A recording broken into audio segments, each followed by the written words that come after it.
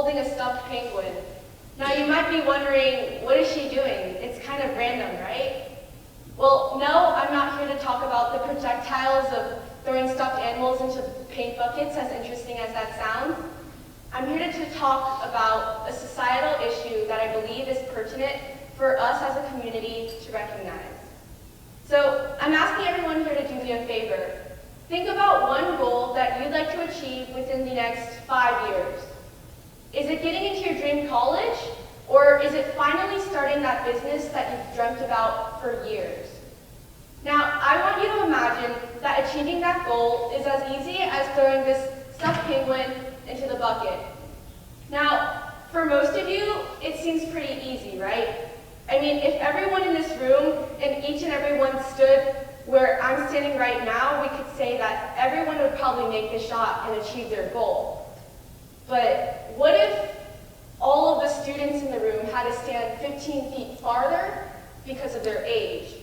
And what if all the girls had to take the shot standing backwards because of their gender? Or what if every single person in this room that was not born in the United States was not allowed to take the shot at all? It seems unfair, right? Unfortunately, this is the harsh reality of the relationship between the opportunity and achievement. So everyone goes through unique struggles and difficulties. And it can be anything, a multitude of factors, including your gender, your race, your socioeconomic status, as well as your age, your appearance, and your sexual orientation. Now, there are so many factors that can affect how you achieve success. Anyone in this room could be a victim of limited opportunity, regardless of your race, your religion, your gender, or your age. So, basically, to sum this up, an example I would say is in a book published by Harvard political scientist Robert Putnam. In this book, one example that really stood out was an illustration of how the socioeconomic status can affect people's opportunity. For example, if we took two children, one that was born in a wealthy family with educated parents, and then another child that was born in a family with lower socioeconomic status, almost every study shows that the child born in the wealthier family is more likely to succeed. So why is this? Now, the main reason is opportunity. For example, the wealthier child has better access to formal education, and they also have better family connections, among other factors. So, I'm not here to say that people with limited opportunity aren't able to achieve. In fact, let's take a look at this company. Recognize it? Well, Henry Ford was just a poor farm boy that grew up with limited education. However, he recognized and overcame the opportunity gap through educating himself, which led him to become one of the greatest innovators of his time.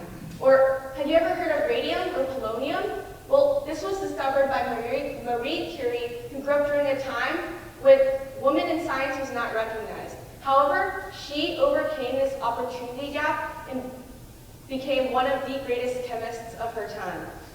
Or how about our own Senator, Jay Chowdhury, who is the first Indian American to be voted onto the North Carolina legislature.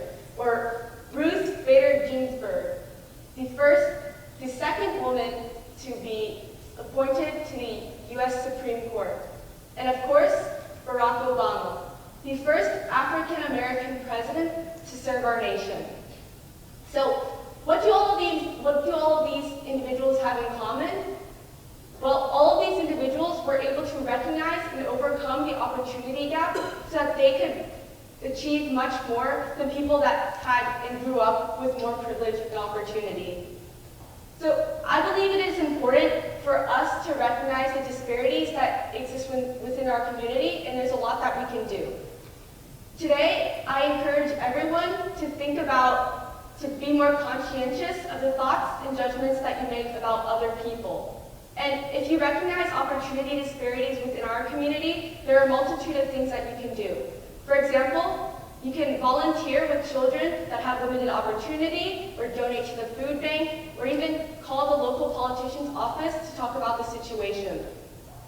Right now, us as students, we wield a lot more power than we think, and if there's one opportunity that we should seize right now, it's education. I think that change starts small through our thoughts and actions, but together we can make a positive and widespread change in our community. And remember, everyone's situation is more than what meets the eye. Thank you.